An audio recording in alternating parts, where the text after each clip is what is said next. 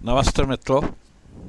मैं अपने पहले कुछ लेक्चर्स पे कोरोना बीमारी, उसके उपाय, लॉकडाउन में क्या क्या सावधानियां होना चाहिए, उस विषय पे बोल चुका हूँ।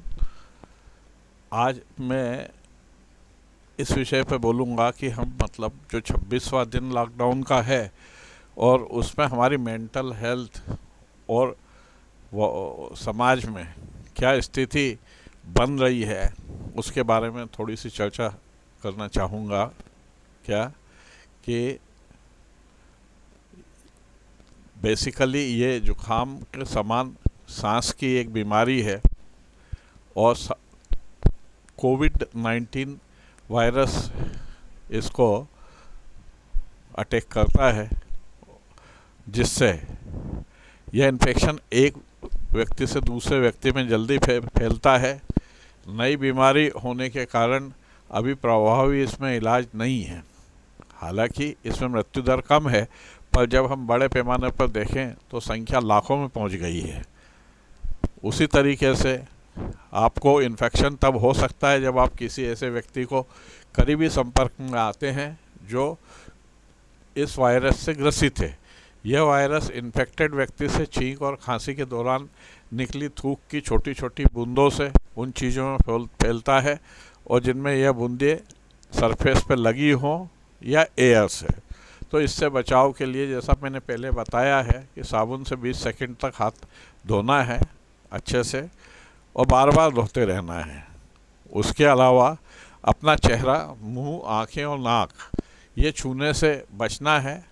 और सबसे बड़ी बात कि हमें 1 मीटर की एक इंसान से दूसरे इंसान के बीच में दूरी मेंटेन करने की कोशिश करना है, क्योंकि सोशल डिस्टेंस बोलते हैं, सामाजिक दूरी ये।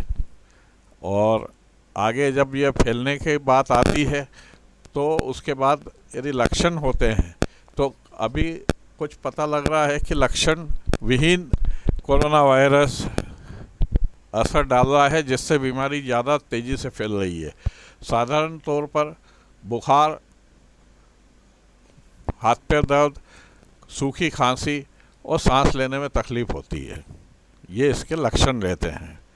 और थकावट लगती है। इसके अलावा यदि हम और गौर करेंगे तो ऐसे समय में हमें घबराना नहीं है और चेहरे को मास्क से ढक लेना है और डॉक्टर के पास जाकर सलाह लें और उसके बाद ही उपचार रहे। उस बीमारी को छुपाए नहीं और मन से अपना कोई इलाज न लेवें।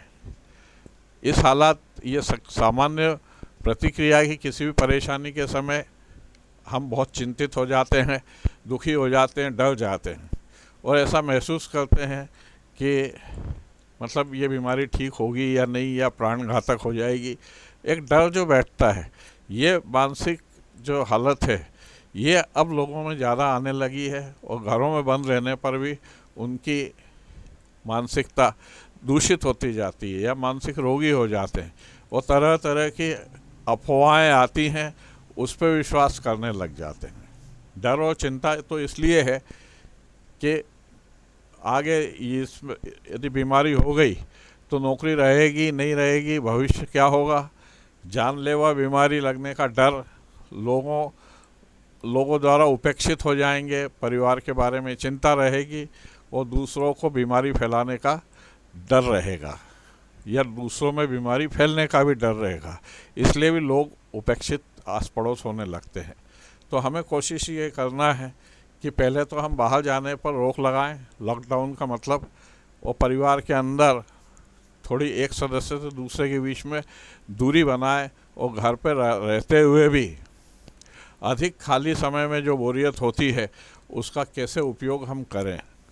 इससे यदि अकेले रहते हैं और ज़्यादा सोचते हैं तो बहुत ज़्यादा चिंता, बेचैनी, चिड़चिड़ापन होने लगता है, उदासी हो जाते हैं, कभी रोना भी आता है, कोई ध्यान काम से हो नहीं पाता, ध्यान लगता नहीं है, नींद नहीं आती है या भूख कम हो जाती है। और कभी कभी कुछ लोगों में बीमारी से अत्यधिक डर में आत्महत्या की भी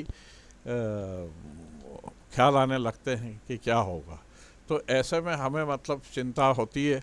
तो तो खुद को समझाएं और ज़्यादा चिंता की आवश्यकता नहीं है, हमें भी नहीं रखना है और उतने समझाइश भी देना है।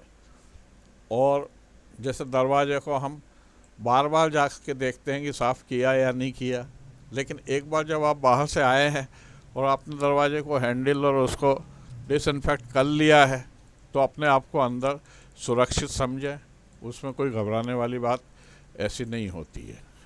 आसपास दिखने वाली जो हम चीज़ें देखते हैं, ये मतलब साइकोलॉजिकल हमें व्यवहार ऐसा बनाना पड़ेगा कि हमें एक एप्रिसिएशन लगे, चीज़ों को हम एप्रिशिएट करने लगें।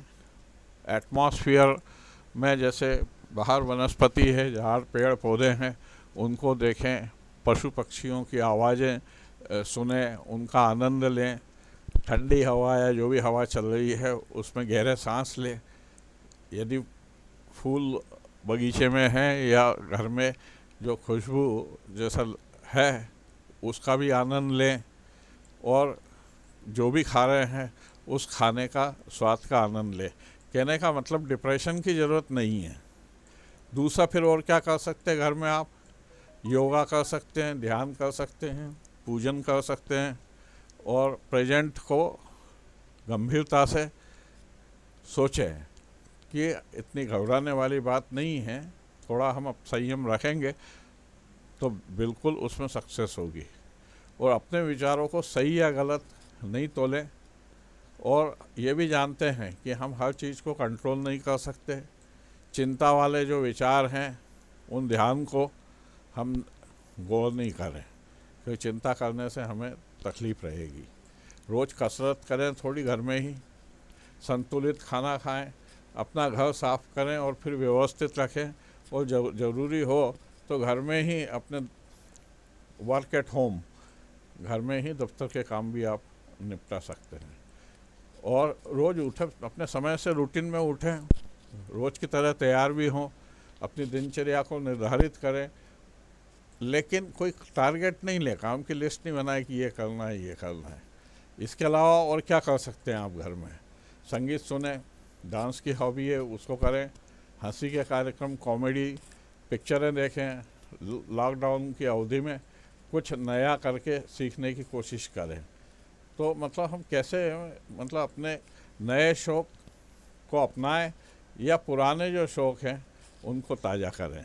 कहने का मतलब ये कि हमारी व्यस्तता जो है उसमें हम रहेंगे तो हमारा दिमाग इधर उधर नहीं भटकेगा, और लंबे समय में बीमारी के बाद में साइकोलॉजिकल अपसेट, धंधे जाने के, आर्थिक मंदी के कारण और जो भी आएंगे वो समय आएगा जब देखेंगे, उसकी चिंता अभी से नहीं करना है। और कोशिश करें कि आप 6-7-8 घंटे नींद लें, और उससे एक आपकी इम्यूनिटी बनती है। और जहाँ तक समाचारों का सवाल है, अपडेट वायरस से संबंधित, समय तय कर लेंगे 2 बार लेना है, एक बार सुबह समाचार लेना है और एक बार रात को लेना है, तभी ये सब चीज़, और वो भी समाचार लेना है नेशनल टीवी माध्यम या रेडियो से लें, वो ज़्यादा विश्वसनीय हो, और बाकी भी जो है इधर उधर अफवाहों पे ध्यान नहीं दें। लॉकडाउन का हम लोग पालन करें, और जब कभी भी इसका टीका उपलब्ध होगा, शोध चल रहा है, उस पर उम्मीद रखें कि कभी भी दवा आ सकती है और हम इस बीमारी से भी निजात पा लेंगे। आएगी दवा, उम्मीद पे दुनिया जीती है, रिसर्च वर्क चल रहा है। कुछ दिनों में लॉकडाउन भी हट जाएगा, हमारा रूटीन चालू हो जाएगा, लेकिन फिर भी उसके बाद हमें हाथों की स्वच्छता, खांसी के एटिकेट्स, मास्क पहनना, सामाजिक दूरियां कई समय तक, उसके बाद भी हमें पालन करना पड़ेगा। अभी तो हम घर में रहें और सुरक्षित रहें।